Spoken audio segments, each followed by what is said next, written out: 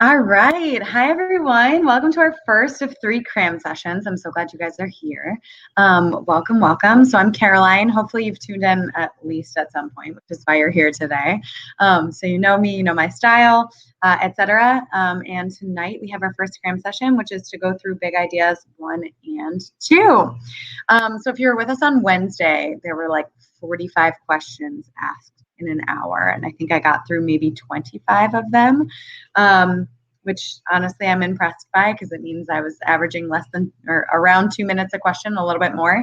But so hopefully tonight we can get a little bit more of your questions answered. The goal is that we can get through things mainly pertaining to big idea 1 and 2. I'm definitely going to prioritize questions around those 2 topics, and I'll show you like possible questions that you could ask. I don't have anything particularly set, although if no one has questions, I can certainly go through specific topics that I think are important. But I want to make sure that I have time to answer your questions. So once I show you like the list of possible topics, you can ask away, and we'll get through, again, those 2 big topics. And then tomorrow night we'll do big ideas 3 and 4, and then Sunday will kind of be a catch-all. I'll go through some review strategies, and you can ask any last questions that you might have. So a couple things, this is what I told my students today. At this point, like certainly study some more this weekend, absolutely. My suggestion to my students is always to study around 8 or 9 in the morning. 1, it gets your studying out of the way for the day, and then you can actually enjoy yourself the rest of the weekend. But 2, your brain is going to be needing to be on and ready to rock and roll at 8 a.m. on Monday morning. So if you can study at 8 or 9 a.m. on Saturday or Sunday, your brain is used to processing really hard things at that time of day, especially if you don't usually have AP Bio in the morning. It's always a good practice for your brain to be up and moving that early with this content. Obviously, get a good night's rest Sunday night. Eat a good breakfast Monday morning. As far as the multiple choice go, the multiple choice are going to range from easy to medium to hard to medium to easy. So being AP students, you kind of need to like swallow your pride and know that you may get stuck in the weeds in the middle of those multiple choice, and that's okay. They're really, really hard questions. Remember that you can get an 80% and still get a 5. So you kind of, again, need to swallow your pride and move through those more challenging, or maybe skip over those more challenging middle problems and get to the medium and easy questions that are at the end, because those are the ones that could get you those extra points. With multiple choice, I always suggest going to the grid-ins first, unless you are like very averse to math problems, in which case don't go to the grid-ins first. But otherwise, that's always my highest suggestion, to go to them first because you can't guess on them. Find the 3 easy ones, skip the 3 hard ones because there's usually 3 easy ones and 3 hard ones. And then move back into the multiple choice again, easy, medium, hard, medium, easy. And then for free response, I always suggest going from short to long, because I've seen way too many students waste half of their time writing 4 pages on a long free response and getting 2 points on it. I've also talked to a bajillion and 5 graders who tell me that students write 4 pages and get 2 points on the free response that are long. And so if you can get the short free response done first, you're not going to waste as much time on the long free response. I would also try to limit yourself to 1 page. I've never been able to not answer a long free response question fully in like a half a page. I can always answer a long free response and get 8, 9, or 10 points in about half a page of writing. So if you write a full page, you will be fine. You can still get a 10 out of 10. Yeah, so again, it's way easier if you start with those short free response because you're not going to write as much for them, and then take whatever you have time left, at whatever time you have left on the long ones. The grid-ins are weighted the exact same as the multiple choice, which is why I tell you to look at them first, but not spend too much time on them. Again, with AP students, they can be really stubborn, which is, I mean, it's super relatable. I'm very stubborn as well, but you're like, oh yeah, I can totally get this math problem if I spend 7 minutes on it. And yes, that's true, but just because you can answer something doesn't mean you should. So again, I would highly, highly suggest that you find those easier questions and then skip on to the multiple choice, as opposed to wasting all your time on it. Is it true that the free response question section is harder than the multiple choice? Honestly, Zane, it depends. I can't tell you for sure because I don't know. If I did know, I would tell you. My students tend to think that multiple choice are easier, but they usually score higher on the free response, if that makes sense. Like when they're always like, free response is so hard, free response is so hard. Then I get their score reports back and they honestly usually do better on the free response. So it's truly 50-50. It depends on your strengths. So this weekend is a good time to like think about what your strengths are, what you're really, really good at. And something that I also always say is like, don't stress about what you don't know, because there are going to be things that you don't know. There are going to be things that you have not learned on that AP exam. That's just the way that this works. Don't think that you're alone. My students will say the same thing. Everyone's students will say the same thing. You are never going to learn everything that's going to be on that exam. Doesn't mean that you can't still get the question right. You can still usually logic your way through those questions. And on the same vein, you can get an 80% and still get a 5. So I will remind you not to stress about it. If you're stressed about something that you don't know, there's nothing you can do about it. You should never stress about something that you can't do anything about, because there's no point. It's a waste of your energy. What do I think are the topics which are found most on the test? Evolution is always going to be the biggest one, because it can be tied into every single other subject area, and they are all into cross-disciplinary questions. So evolution, I've seen a lot of cell communication as of late, and I'm kind of betting on a chi-square in the free response because I haven't seen one since 2013. But again, it always depends on the year. Like we've had big evolution years, we've had big ecology years, we've had big cell communication years. It truly just depends, and I won't know until my students, are like, hey, it was all about blank, and I'm like, oh, well, good thing we studied that, or whoops, we didn't study that. Okay, so the topics for tonight that I want to talk about are big ideas 1 and 2. Here are the topics. So I'm just going to show them to you for a second just so that we can try to streamline our questions towards these topics. So big idea 1, major topics under that category: natural selection, genetic drift, evidence of evolution, phylogenetics, speciation, origins of life. Anything macro, microevolution, origin of life goes under this category. So start brainstorming if you have any questions about this. Keep it up there for just a second in case you're still thinking of questions.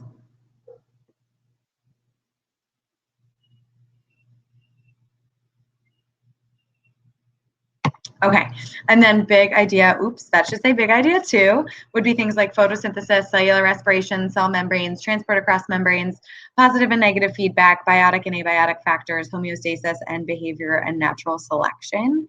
The presentation link will be posted in the Fiveable Plus membership group, but here, I can post this as well.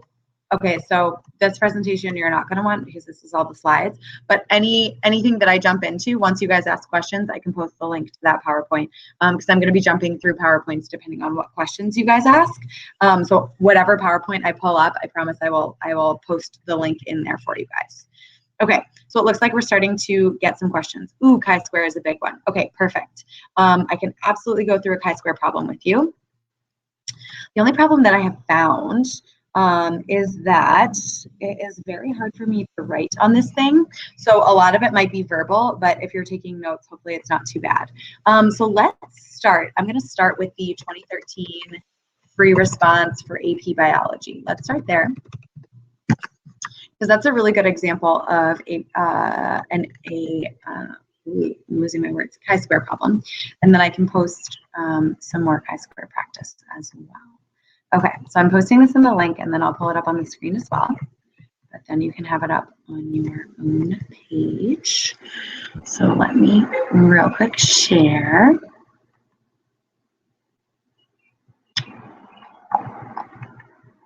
I actually really like this free response.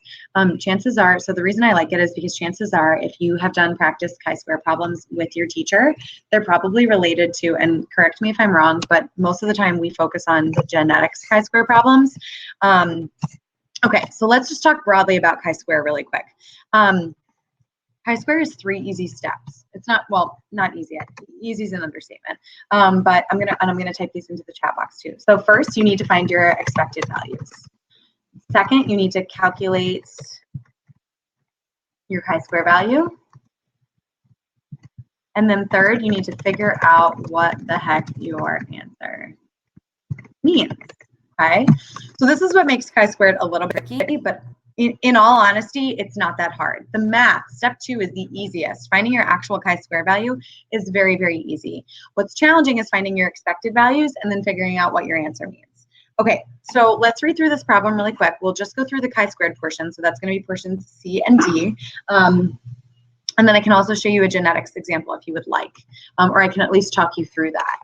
Okay, so this is all about a choice chamber. So if you're not familiar, choice chambers are going to be little chambers that have two sides where you can put one item on one side and one item on the other. So in this case, we have glucose on one side, dry cotton on the other. There's lots of really important things that we can talk about here. We're going to start at question C because you guys asked me to go over chi-square. So C says the experiment described above is repeated with ripe bananas at one end and unripe bananas at the other end. Once again, the positions of the flies are observed and recorded every minute for 10 minutes. The positions of flies after 1 minute and after 10 minutes are shown in the table below. Okay, perform a chi-square test on the data for the 10-minute time point in the banana experiment. Specify the null hypothesis and enter the values for your calculations. Okay, so this is a couple things going on here. So we're looking at a choice chamber. We have fruit flies in this choice chamber, and we're putting ripe bananas at one end, unripe bananas at the other end, and then we have this middle portion. So right off the bat, you're probably thinking, okay, fruit flies are going to go towards that ripe banana. There's many different reasons for that. One, they're going to give off hormone signals that are going to lead the flies there because that's going to lead to seed dispersal for the banana and pollination for whatever flowers are on the banana tree. And then two, there's a lot of glucose in ripe bananas. So fruit flies are going to want to go towards where there's more glucose because they're going to use that in cellular respiration. So we know this to be true, and we also see this to be true at time 10 minutes. We have 45 of our 60 fruit flies at the end with our ripe banana. So the first thing that you would do if you were filling this out is fill in your observed values, which is the easy part because those come straight from the table. So end with the ripe banana gets 45 observed, and with, or the middle gets 3, and then the end with the unripe banana gets 12. So we're gonna fill all those out and we will total those up and we will get 60 flies. So then the second part is coming up with our null hypothesis. And the null hypothesis means that everything is due to chance. So our null hypothesis would sound like something like, the placement of the flies is due to chance, or the area or the position in the chamber of the flies is due to chance, or the area in which the flies have found themselves is due to chance, right? So it's always going to be that it's due to chance or it's due to, you know, whatever nature. Any changes that we see are just due to chance. And that's going to look slightly different if we do a genetics problem. So knowing that, our expected values, if everything is just due to chance, right, our expected values are going to be an equal distribution of flies, okay? So if there's no confounding factors here, of which we know we are going to disprove this, then we should have an equal distribution of flies between these three areas. So we have 60 flies, so we should expect 20 flies in each area, 20, 20, and 20. And we will know we have not made a mistake if our expected value total is equal to our observed value total. Okay, so we're adding down the columns here. We have 60 flies here. We have 60 flies here. We are good to go.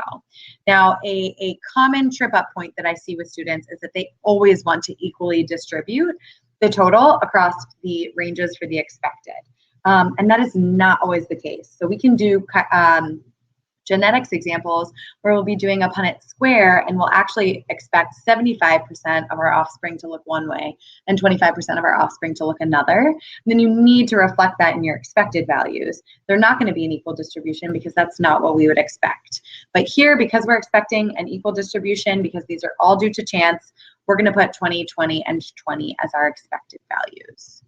Okay.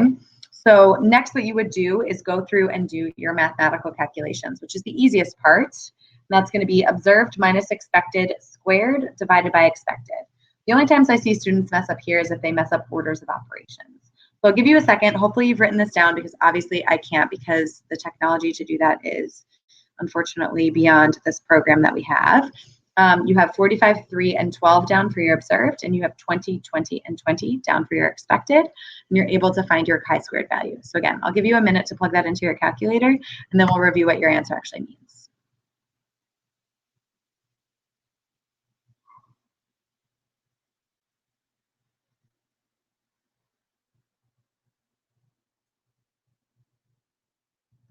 Anusha, great question. The expected values do come from the null hypothesis. So if we're doing a genetics problem, your null hypothesis is going to be that everything that we see is due to chance, like any variation from Mendel's laws are due to chance. So then our expected values are coming from Mendel's laws. So from a Punnett square, we're drawing out a Punnett square and we're like, oh yeah, this is what we would expect. In this case, we don't have a Punnett square. We're just thinking that the distribution is due to chance, and so therefore we should have an equal distribution. Should have gotten my calculator out. I forgot to bring it home, so I just have my phone.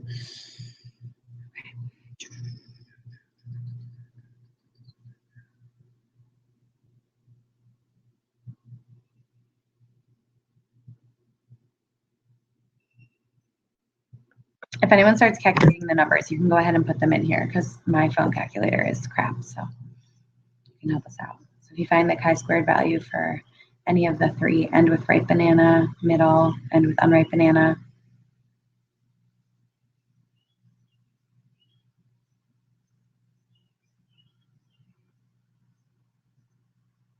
Good, that's what I got for ripe as well.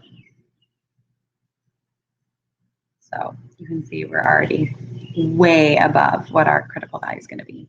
I always round to the nearest hundredth place. Yeah. Good. Okay, so 31.25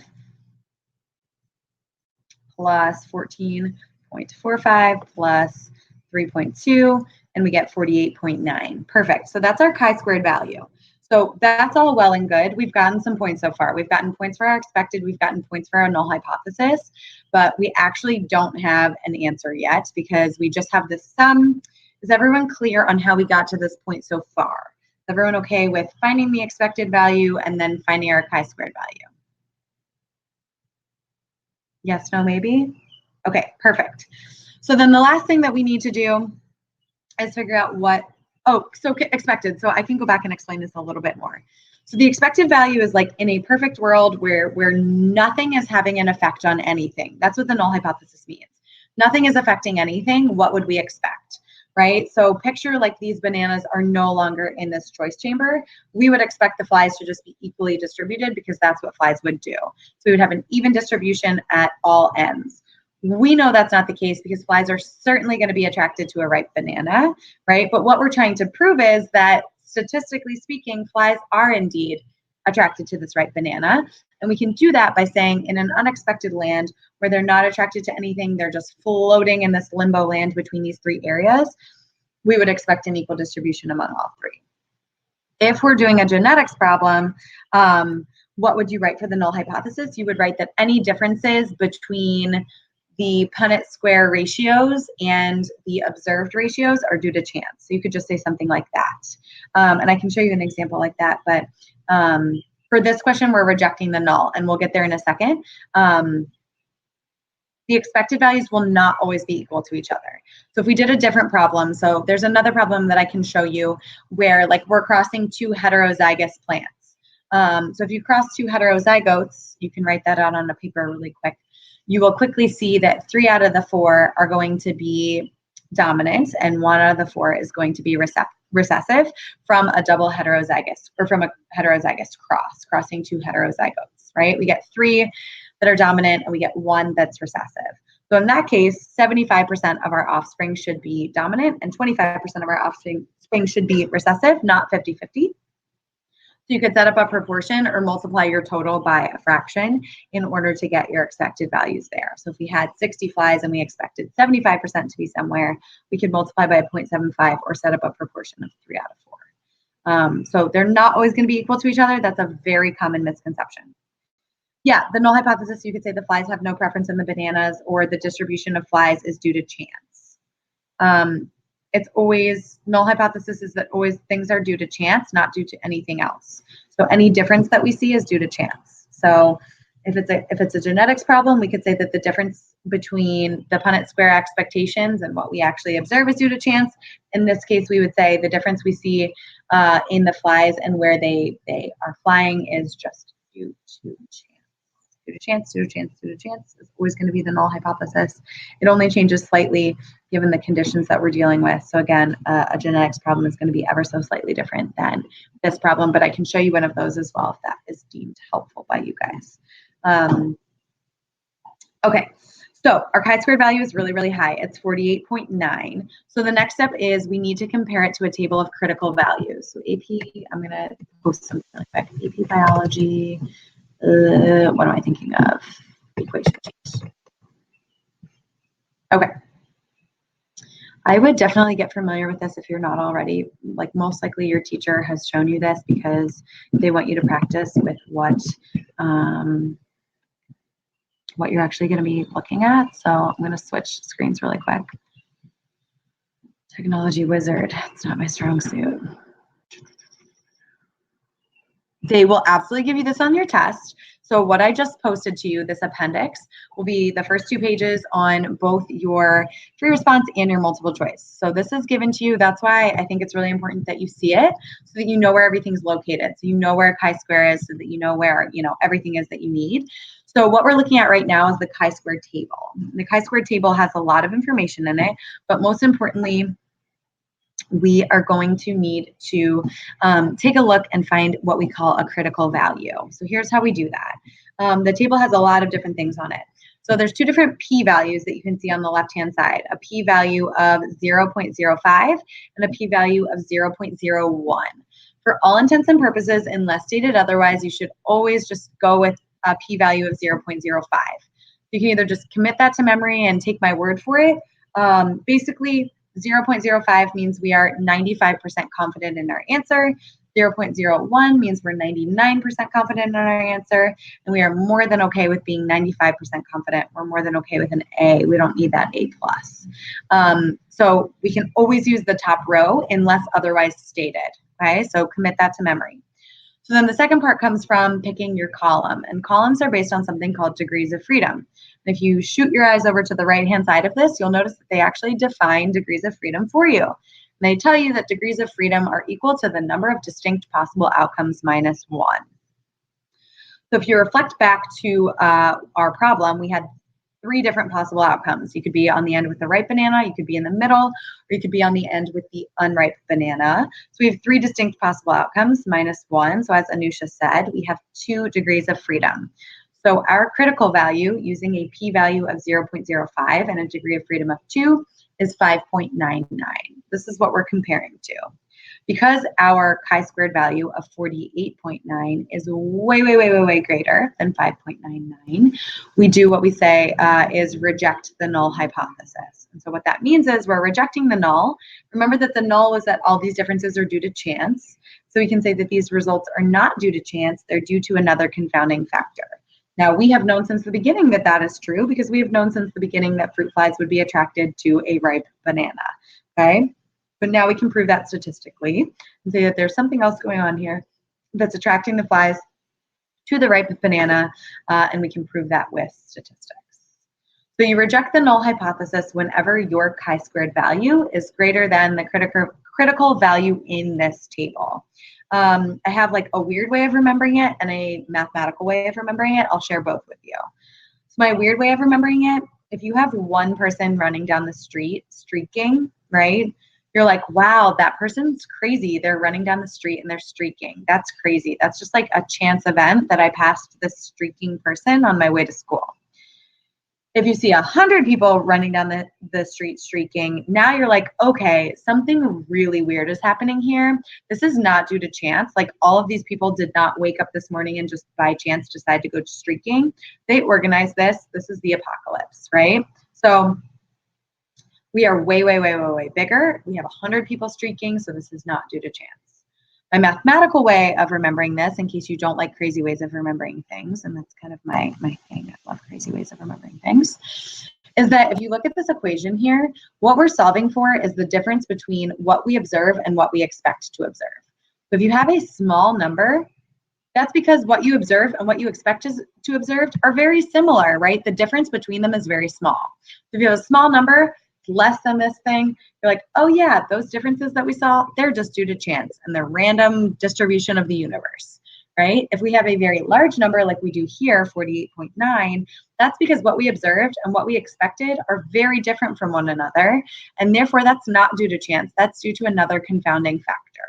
Okay, so we can go ahead and reject the null in that case. Okay. Yes, 2 degrees of freedom because we had 3 possible options. We had the left-hand side, the middle side, and the right-hand side, so 3 possible options minus 1. Okay. Oftentimes it's going to be not that, or generally,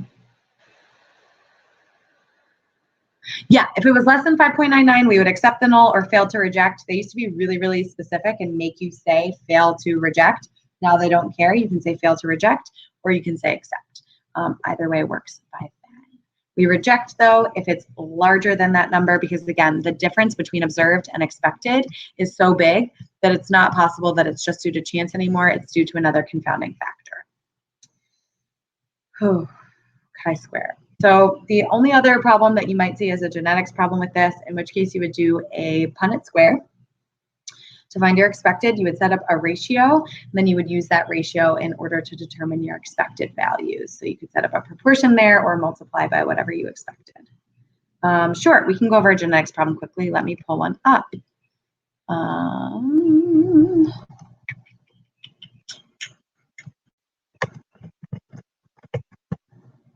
Okay. I'm going to pull one up really quickly for you guys, and we can take a look through it right here.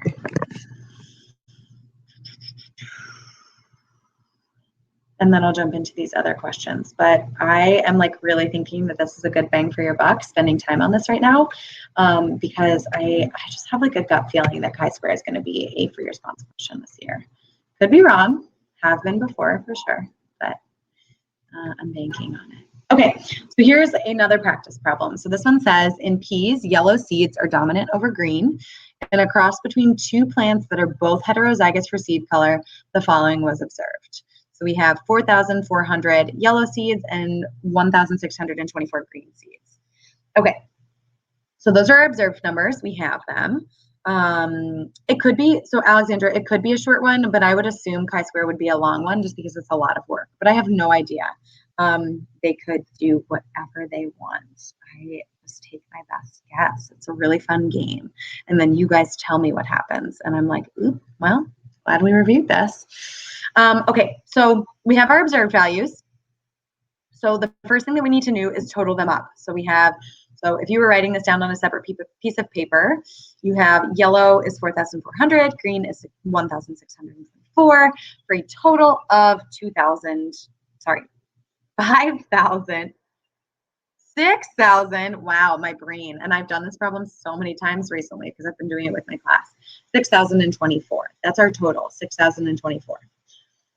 Okay, so now we need to go ahead and figure out our expected value. So since this is a genetics problem, we're gonna need to do a Punnett Square. So we have 2 heterozygotes that are being crossed here. So we have big A, little a crossed with big A, little a. We know that yellow is dominant. So if you're doing a Punnett Square for this, you should get 1 out of 4 or 25% big A, 50%, oops, big A, 25% little a. Ooh, why does it keep doing this? It's very slow. Oops. Okay. So those are our genotypic ratios, but we just need to know phenotypic ratios because we're just dealing with green and yellow peas. So since yellow is dominant, we can combine our homozygous dominant and heterozygous individuals and calculate that 75% of our offspring should be yellow and 25% should be green. Yellow is dominant, okay? So 75% yellow, 25% green. That's going to be the ratio that we expect. Okay, but you can't go ahead and plug in 75 and 25 into the expected value because that's not going to get you the right answer. We need to figure this out for the amount of peas that we have, which is 6,024 peas. How do I know we have 6,024 peas? Because I added up the totals from our observed values. And again, if I could write on this, that would be beautiful. I think I could type into it, but I don't know if it'll show up on your screens. I'll try. For whatever reason, when I'm in like a Word document or anything Microsoft, It doesn't like to show up on your screens, but I will try. Let's see. Nope, nothing showed up. Let me see if I can reshare it and if it'll show up. So Jenny, you multiplied 75% by 4,400 is what I'm guessing, because your two answers don't add up to 6,000. So you did something wrong in there. No worries. It's not the end of the world, but something went amiss. And that's because your, oops, is this going to share or what? Okay, here we go. Oh dear. Okay. That's because your observed and your expected values don't equal the same thing. So what you need to do is set up a ratio. So everything is involving our total here, 6,024. Right? You can't make any assumptions other than that. So that's, Ashley, you're right. Sorry, I'm reading all these at the same time. And also trying to pull this up so that it has the answers that you need in it, because it won't adjust as I'm typing. So, okay, so what you need to do, and it depends on if you like using decimals or if you like using proportions. My kids love proportions and I hate them. Should have 3 out of 4 offspring are yellow. So then that's equal to X out of 6,024. Or you can just go ahead and multiply 6,024 by 0.75. Either thing is going to get you the same answer, and it should be 4,518. The same thing for green. 1 out of 4 is equal to X out of 6,024. Or you can do 6,024 times 0.25. Either one will get you the right answer. Either one will get you 1,506 green. You can always check your work to make sure that your total values for each column are equal to one another. You haven't lost any pea plants along the way. Sometimes I have my students find their expected values first without plugging in the observed values yet, because students love to multiply the observed values by a percentage, right? But we're not dealing with that. You want to think like, in a perfect world, what would I expect from these 6,024 P's that I have if they were going to fit the Mendelian ratio perfectly? Okay, so we have 4518. We have, blanking here, 1506, 1506. We have a total of 6,024. Okay, so now you can start doing your math. I will reshare what I just typed into this because it's taking forever.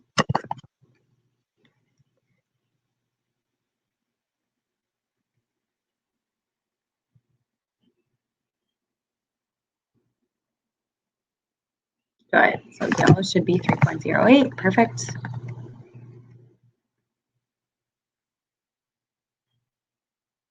Oops. So communications.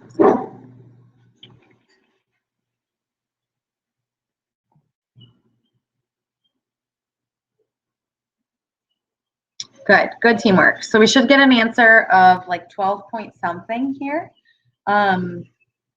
Hopefully everyone can find that after doing the math. 12.3.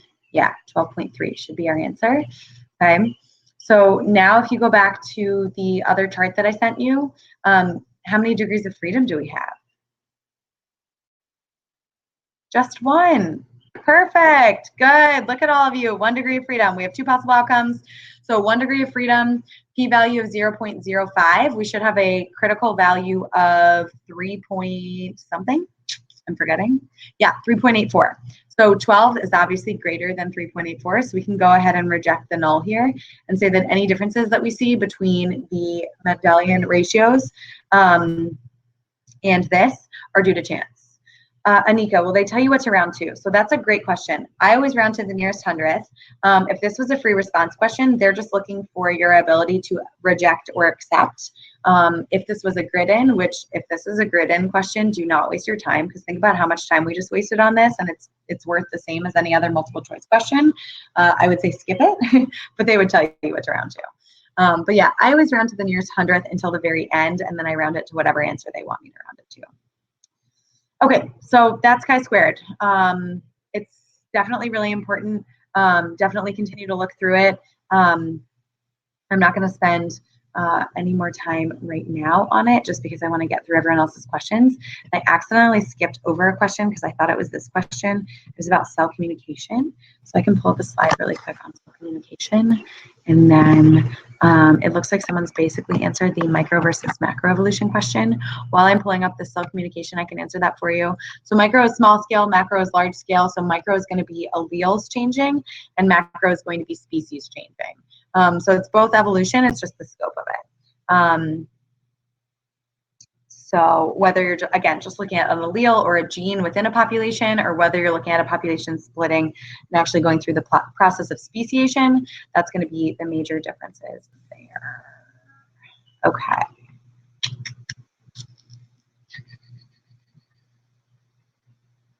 Cell communication. Got it. Okay. So I'll post this for you guys. I'm not going to go through all of it. I'll just pick a few slides, but you can access whatever you would like on this. Oh, so many random tabs up. Okay, here we go.